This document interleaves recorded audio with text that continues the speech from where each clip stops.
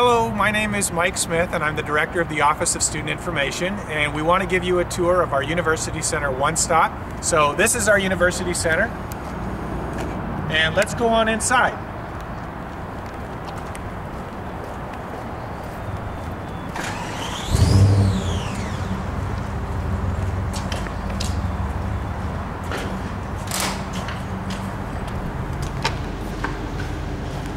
So this is the University Center. It used to be a mall, and the part that we're going to show you in just a minute where we work is actually the old theaters that used to be in here. From a student's perspective, the first thing that they see when they walk in is the Welcome to UAA, and a mall directory shows them where they're at and some of the basic areas that they can go to that they need for service. On our left is advising and testing. Down towards the end you can see the forms board, which is pretty big so people know right where to go. And then what they usually do is come over here to the University Center check-in desk. So that's where we'll go, and we'll pretend like I'm a student.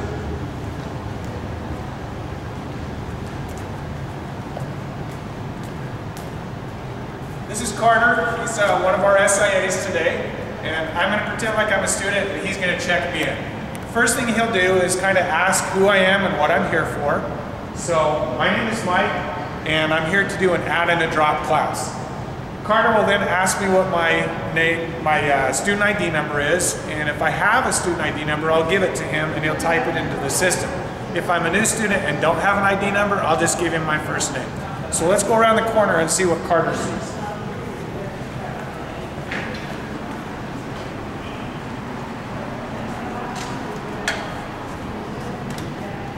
So on our check-in screen, Carter's going to type in my student ID number.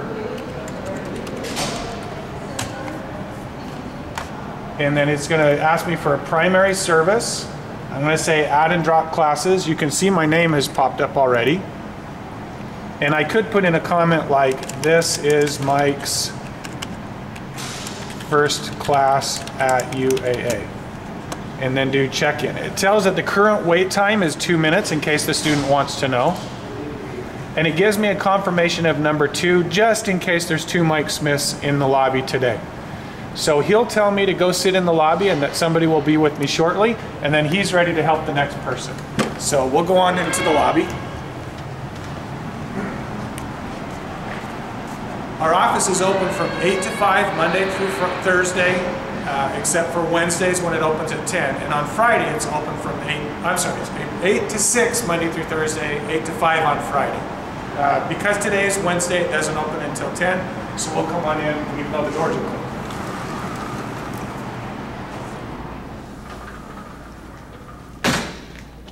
So in the lobby, our hope is that students are comfortable waiting. We recognize that the wait time really isn't significantly less than it used to be. It's just that we're kind of setting them up to be more comfortable while they wait. Another thing that they can do while they're here is that they can work on any of these computer stations here. If they signed in, for example, to change their address and have the change of address form, but then they're online and discover that they can do that through their UA Online account, perhaps they'll just self-serve and leave. We're totally okay about that. After the student has been waiting, in this case it looks like the wait time was an average of 2 minutes, then somebody will call their name. So let's go back and pretend now that I'm the information advisor helping the student.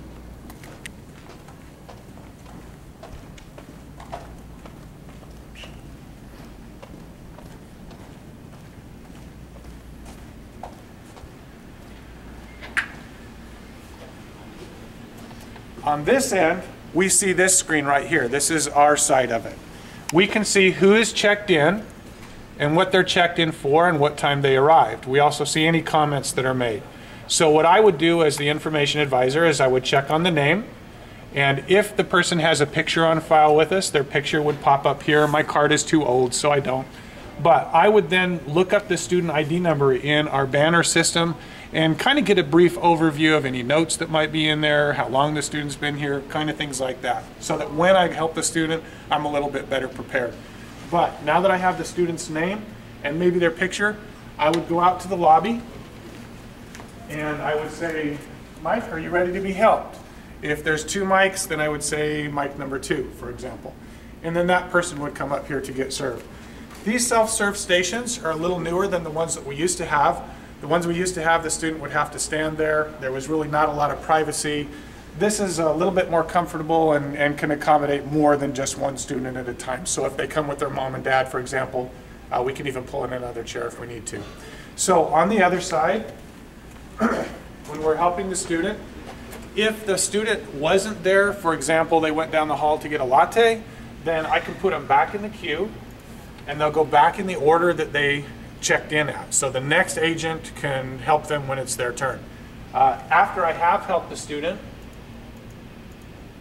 I click on the Done button, and now that logs in how long the student, when the student checked in, when the student got served, and how long they were served, and who they were served by. All of that is dumped into an Excel spreadsheet that's really great for looking at statistics at the end of the year and also evaluating the individual agents and how much time they take with each student. It also cuts down on a little bit of so-and-so served me. Well, I can go look up and see exactly who that person was because of who logged in to serve them. So this kind of is the first part of our tour. The next half will be going back to our individual student information offices and letting them introduce themselves. So we'll do that next.